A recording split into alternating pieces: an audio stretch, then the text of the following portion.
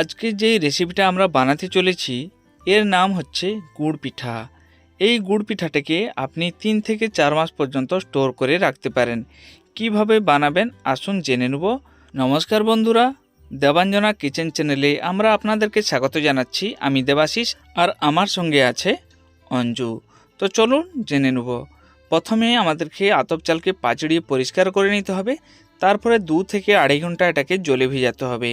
জলে ভিজার পর যখন এটা ভালোভাবে ভিজে যাবে তখন এটাকে ছেঁকে নিতে হবে।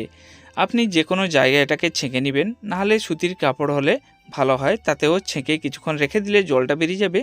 তারপরে আমাদেরকে একটা সুতির কাপড় মিলিয়ে তার উপরে চালগুলাকে পাতলা পাতলা করে মিলিয়ে শুকিয়ে নিতে হবে। পাখার নিচে আপনি 1.5-2 ঘন্টা রাখার পরে এটা শুকিয়ে যাবে। তারপরে দেখবেন এরকম ঝুরঝুরে হয়ে গেছে, মানে হাতে নিলে হাতে লাগবে না। যখন এরকম হয়ে যাবে তখন আমরা এটাকে নিয়ে পিষে নেব। আপনি গ্রাইন্ডার জারে পিষে নিতে পারেন, নাহলে হেমাদিস্তা দিয়েও এটাকে গুঁড়া করে নিতে পারেন। গুঁড়া করে এটাকে চালিয়ে নিতে হবে, পরিষ্কার করে চালিয়ে নিতে হবে, যাতে একটু এতে খাদড়া জিনিস না থাকে।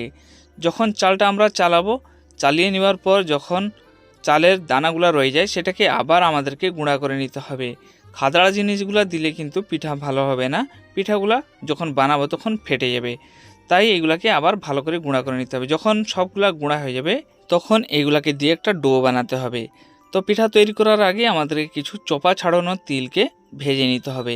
এইরকম তিল বাজারে কিনতে পাওয়া যায়। যখন গুড় পিঠাতে এই চোপা ছাড়ানো তিলকে ভেজে দেওয়া হয় তখন কিন্তু তার স্বাদটা অনেক গুণে বেড়ে যায়। তাই অবশ্যই এটাকে দিলে খুব ভালো হবে। কাছাকাছি 2 মিনিটের মতন এটাকে একটু লেড়ে নিলে এটা ভাজা হয়ে যাবে। এরপরে আমাদেরকে আবার কিছু কাজু ভেজে নিতে হবে। কাজুকে ছোট ছোট পিস করে ভেজে নিতে হবে। আপনি কাজু দিতে পারেন, না হলে কাজুর জায়গায় আপনি চীনাবাদাম ব্যবহার করতে পারেন। চীনাবাদাম কিংবা কাজু দিলে খেতে আরও ভালো লাগে। এটাকেও 2-3 মিনিট এরকম ভেজে নিলে এটাও ভাজা হয়ে যাবে। তারপর এটাকে আমরা বার করে নেব। এইখানে আমরা পিঠা বানানোর জন্য কিছু আখের গুড় নিয়েছি। আপনাদেরকেও আখের গুড় নিতে হবে। আখের গুড় দিয়ে পিঠা বানালে খুব ভালো হয়। কিন্তু মনে রাখবেন, যখন আপনি গুড়টা কিনতে যাবেন একবার আপনি শুঁকে নেবেন যে গুড় থেকে আলাদা রকমের গন্ধ আসছে কিনা। যদি আলাদা রকমের গন্ধ আসে তখন জানবেন সেই গুড় দিয়ে পিঠা তৈরি করলে কিন্তু খেতে ভালো লাগবে না। যে আখের গুড় থেকে গন্ধটা ঠিকঠাক আসবে সেই আখের গুড় দিয়ে পিঠা বানালে খুব ভালো হয়, না হলে পিঠা খুব খারাপ লাগবে খেতে। তাই গুড়টা অবশ্যই আপনি চেক করে কিনবেন। তারপরে গুড়টা কড়াই দিবার পর মিডিয়াম আঁচে এটাকে গরম করতে হবে। আর সব সময় এটাকে খুন্তি দিয়ে লাড়তে হবে, না হলে নিচের দিকটা বসে যাবে আর সাইডের দিকেও লেগে যাবে। তাই সবসময় লাড়তে হবে। লাড়তে লাড়তে মনে হবে যে গুড়টা যেন পাতলা হয়ে গেছে, কারণ এটা যখন ফুটে উতরাতে শুরু করবে তখন এইরকম মনে হবে। এবারে আমাদেরকে স্বাদ অনুযায়ী লবণ দিতে হবে। তারপরে আমাদেরকে ভাজা কাজু দিতে হবে। আর তিল ভাজার থেকে আমাদেরকে অর্ধেকটা দিয়ে আবার এটাকে গুলাতে হবে। মনে রাখবেন সবসময় গুলাতে থাকবেন, না হলে নিচের দিকে পুড়ে গেলে কিন্তু ভালো হবে না। এবারে আমাদের গুড়ের পাকটা হয়ে আসছে। এর উপরে আমাদেরকে একটুখানি ঘি দিয়ে একটু লেড়ে দেখতে হবে যে গুড়ের পাকটা হয়েছে কি না। ঘিটা আপনি দিতে পারেন, না দিতে পারেন। ঘি দিলে কিন্তু এর স্বাদ আর সেন্টটা খুব ভালো আসে। এবারে গুড়ের পাকটা জানার জন্য আপনাদেরকে একটা বাটিতে একটু জল নিতে হবে। আর সেই গুড় থেকে একটুখানি দিয়ে দেখতে হবে গুড়টা নিচের দিকে বসে যাবে। আর হাতে নিয়ে দেখবেন আঠা আঠার মতো মনে হবে, কিন্তু হাতে লাগবে না। তখন জানবেন গুড়ের পাকটা হয়ে আসছে। এবারে 1-2টা এলাচকে থেতো করে দিয়ে একটুখানি লেড়ে নিয়ে এর উপরে চাল গুঁড়া দিয়ে হালকা হালকা লেড়ে নিতে হবে। বেশি করে দেওয়া যাবে না, কম কম করে দিয়ে এটাকে লাড়তে হবে।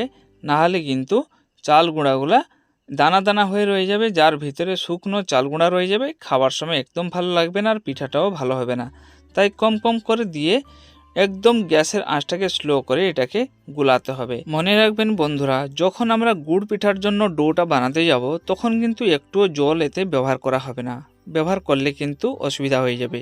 যখন এটা আমরা বানাবো তখন এর পরিমাণ হচ্ছে গুড়ের পরিমাণ যতটা থাকবে চালের পরিমাণটা কাছাকাছি ততটা রাখতে হবে। বেশি কম হলে কিন্তু ভালো হবে না। তাই এটাকে আপনাদেরকে খেয়াল রাখতে হবে। যদি 1 কিলো গুড় হয় তাহলে 1 কিলো চালের গুঁড়া আপনাদেরকে ব্যবহার করতে হবে। যদি বেশি কম হয়, যদি ধরে নিন আপনি চালের গুঁড়া বেশি দিচ্ছেন, তখন কিন্তু আমাদের ডোটা শক্ত হয়ে যাবে। ডো শক্ত হয়ে গেলে যখন পিঠা বানাবো তখন পিঠাটা খেতে ভালো লাগবে না, আর শক্ত তো হবেই, তারপরে ফেটে যাবে। তাই আমাদেরকে গুড়ের পরিমাণের হিসাবে চালের পরিমাণটা ব্যবহার করতে হবে। একটুক্ষণ এরকম একদম লো ফ্লেমে লাড়লে এটা ধীরে ধীরে গাঢ় হয়ে যাবে আর ধীরে ধীরে একটু টাইট টাইট মনে হবে। যখন একটু একটু টাইট টাইট মনে হবে তখন জানবেন আমাদের ডোটা তৈরি হয়ে গেছে। এবারে গ্যাসের ফ্লেমটাকে বন্ধ করে দিতে হবে আর ডোটাকে নামিয়ে নিতে হবে। এবারে এই প্লেটে আমরা ডোটা রাখবো, কিন্তু তার আগে একটু ঘি দিয়ে এতে ভালো করে ঘিটা লাগিয়ে নিতে হবে যাতে ডোটা লেগে না রয়ে যায়। ঘি কিংবা তেল দিয়ে আপনি এই কাজটা করতে পারেন।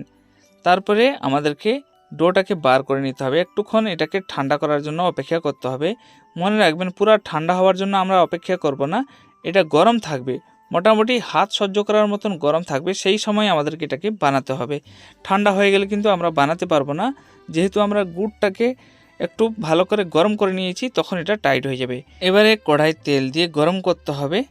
এই অবস্থায় আমাদেরকে একটা মোটা পেপার নিতে হবে, মানে পলিথিন নিতে হবে। পলিথিনের উপরে একটুখানি তেল দিতে হবে। তেল দিয়ে একটুখানি ভাজা তিল দিয়ে আমাদেরকে এই ডো থেকে একটু একটু নিতে হবে আর নিয়ে ওই তিলের উপরে গোল গোল করে চেপে দিতে হবে। চেপে দেওয়ার পর এর উপরে আবার আমাদেরকে অল্প অল্প তিল দিয়ে দিতে হবে যাতে দেখতেও ভালো লাগবে আর খেতেও ভালো লাগবে। এইটা গরম থাকার অবস্থায় আমাদেরকে বানাতে হবে, ঠান্ডা হয়ে গেলে টাইট হয়ে যাবে। আর যদি আমরা ঠান্ডা অবস্থায় বানিয়েও নিই তখন কিন্তু এটা ফেটে যাবে। এভাবে গোল গোল করে বানিয়ে তেলে ছেঁকে নিতে হবে। গ্যাসের ফ্লেমটাকে কমিয়ে রেখে এটাকে ছাঁকতে হবে। প্রথমে এটা নিচের দিকে বসে যাবে, তারপরে ধীরে ধীরে এটা উপরের দিকে ভাজতে শুরু করবে। মনে রাখবেন এতে জল একটু আমরা দিইনি, তাই এটা যদি আমরা গ্যাসের ফ্লেমটাকে বাড়িয়ে ছাঁকি তখন কিন্তু তাড়াতাড়ি এটা লাল হয়ে যাবে আর ভালো লাগবে না। তাই এটা তো তাড়াতাড়ি হবেই, তো গ্যাসের ফ্লেমটাকে কম করে রাখতে হবে। জল থাকলে একটু সময় লাগতো এটা ছাঁকতে, কিন্তু যেহেতু এতে জলের পরিমাণ একটুও নেই তাই এটা তাড়াতাড়ি হয়ে যাবে। মাঝে মাঝে উল্টিয়ে নিতে হবে। আর এই গুড় পিঠা একসঙ্গে আপনি 2-3টা 4টার বেশি ছাঁকতে পারবেন না, তাই কম কম করে ছাঁকতে হবে। গ্যাসের ফ্লেমটাকে কম করে রাখতে হবে। যখন ছেঁকে রাখবেন একটা খবর কাগজ বা যে কোনো টিস্যু পেপারের উপরে ছেঁকে রাখবেন, তাহলে কি হবে এক্সট্রা তেলটা পেপারে লেগে যাবে বা বাইরের দিকে চলে যাবে, পিঠাতে থাকবে না। এই রকম সবগুলা পিঠা ছেঁকে নেওয়ার পর এটাকে ঠান্ডা করে যদি আমরা কাঁচের জারের ভিতরে ভর্তি করে রাখি তাহলে 3 থেকে 4 মাস পর্যন্ত রাখতে পারবো, যখন খুশি আমরা খেতে পারবো। কারণটা হচ্ছে কি এতে জলের পরিমাণ একটুও নেই, তাই খারাপ হওয়ার সম্ভাবনা ততটা থাকে না। কিন্তু হ্যাঁ, মনে রাখবেন প্লাস্টিক জারের ভিতরে আপনি রাখলে কিন্তু এটা বেশি দিন রাখতে পারবে না, তাড়াতাড়ি এটা খারাপ হয়ে যাবে আর গন্ধ করবে। তাই আপনি কাঁচের জারের ভিতরে ভর্তি করে রাখলে অনেক দিন পর্যন্ত এটাকে স্টোর করে রাখতে পারেন। তাই আপনি গুড় পিঠা বছরের যে কোনো সময় বানিয়ে নিজের বাড়িতে স্টক করে রাখতে পারেন, যখন খুশি আপনি খেতে পারেন। আশা করি বন্ধুরা আমাদের এই ভিডিওটা আপনাদের খুবই ভালো লেগেছে। যদি ভালো লেগে থাকে একটা লাইক করবেন, তার সাথে সাথে চ্যানেলে প্রথম করে থাকলে সাবস্ক্রাইব করে নোটিফিকেশন বেলটাকে অন করে নেবেন। যখন কোনো নতুন ভিডিও আপলোড হবে সঙ্গে সঙ্গে আপনাদের কাছে নোটিফিকেশন চলে যাবে আর আপনারা দেখতে পারবেন। ভিডিওটা কেমন লাগলো কমেন্ট করে অবশ্যই জানাবেন। ভালো থাকুন, সুস্থ থাকুন।